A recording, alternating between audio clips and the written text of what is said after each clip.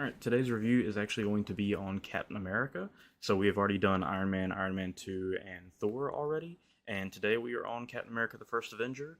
And I'll go ahead and say it at the start of this video, this is my favorite Phase 1 movie. It barely beats out the Avengers by that much.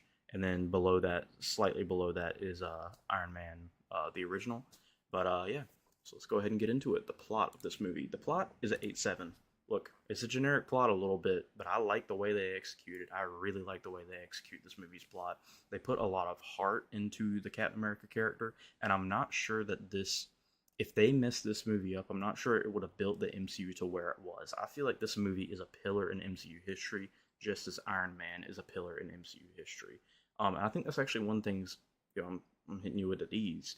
I think that's actually one of the things that the Thor movie misses out on, is it's not a pillar in MCU history.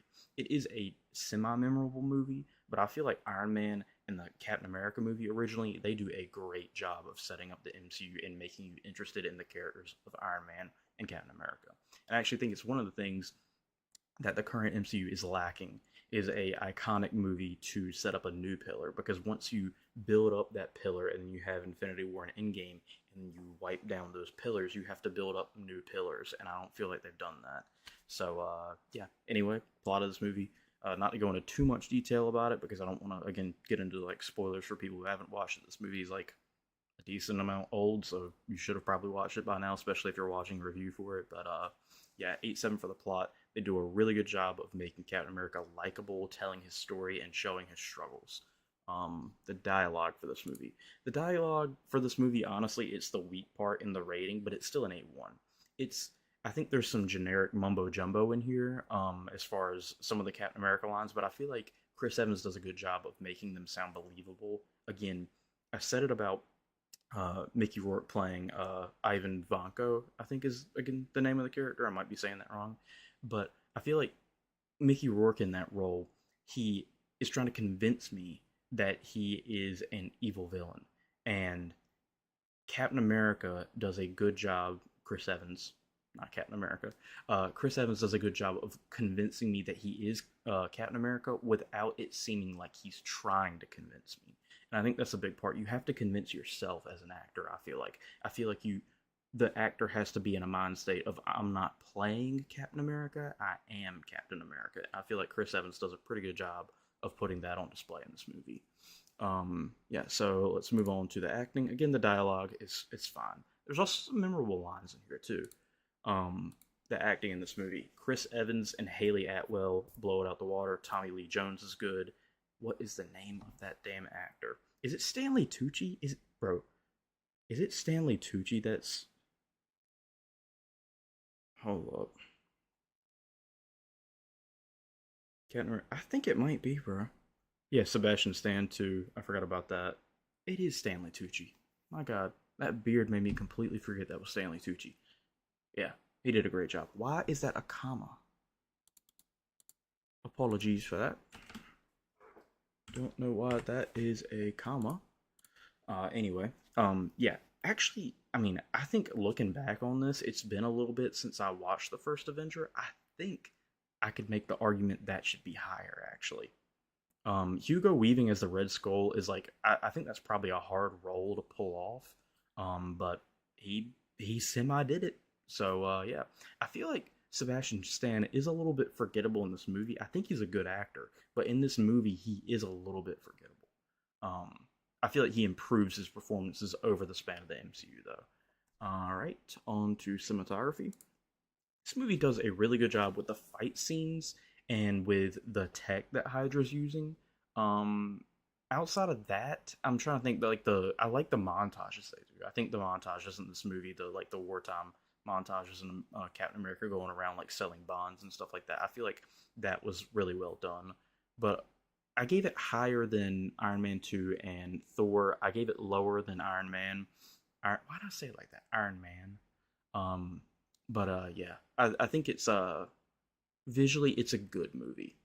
Again, I kind of wish more recent MCU movies would look as good as this, which is it lets you know that there's people cutting corners in Hollywood right now as far as visuals go and visual effects. And again, I think I might have said that wrong there too, because people might also be being forced to cut corners because of the deadlines they're being put under.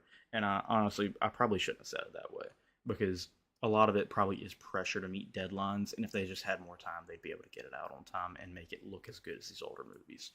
All right, and then we go to the soundtrack. The soundtrack is the best thing about this movie, and I like a lot of this movie. The soundtrack does such a good job of getting you in that like patriotic like vibe, and it's just great.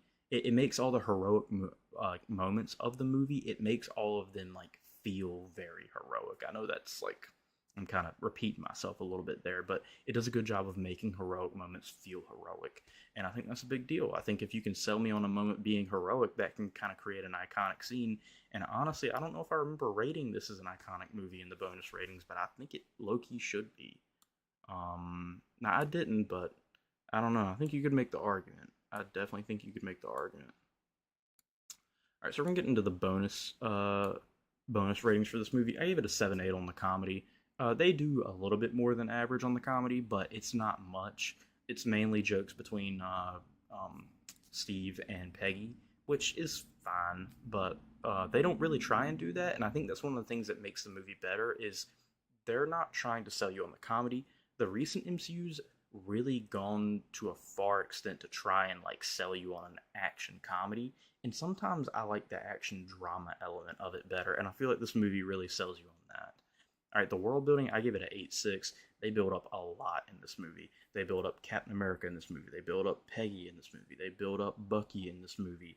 They include at the end of the movie that Nick Fury is recruiting Captain America into the Avengers. They build up Hydra in this movie for Captain America: The Winter Soldier, the next movie. They do so much in this movie. They also like semi build up the Red Skull's existence, and then that puts him on Vormir in Infinity War. So yeah, this movie does a lot as far as world building, I think, and I gave it an 8.6. It doesn't do as much as it could do, but it does a good job in general. The characters, I gave it an 8.3. I think you could argue that should be higher, but I feel like as the Red Skull, Hugo Weaving, his character, it is a little weak. It is evil to be evil. It's like, why are you doing this? Your motivation is a little unclear. Is your motivation really just I want to rule the world? If that is what it is, then I'm not interested. The action in this movie, 8.7. It is the second best of Phase 1. I gave the action in The Avengers an 8.8, but I feel like the fact that this competes with The Avengers and it doesn't have an ensemble cast, I think is a big deal because I think the budget that you get and those movies are intended to be these big action movies. This movie was intended to be a good action movie, but it wasn't intended to be like this big deal, and it's competing with some of the better action movies in the MCU. And then the iconic, I did give it an iconic rating. I gave it an 8. I think maybe I could make the argument that it's an 8.5. I just feel like the public perception of this movie isn't that it's iconic. It's that it's like a well-respected movie, but I don't feel like they view it the same way as they view Iron Man and the Avengers movie. But yeah, to get back around to the total rating, I gave this movie a 8.6. Yeah, highest rating of Phase 1 for me for the MCU. Really enjoyed this movie, and yeah, that's about it. Thank you guys for watching, and peace.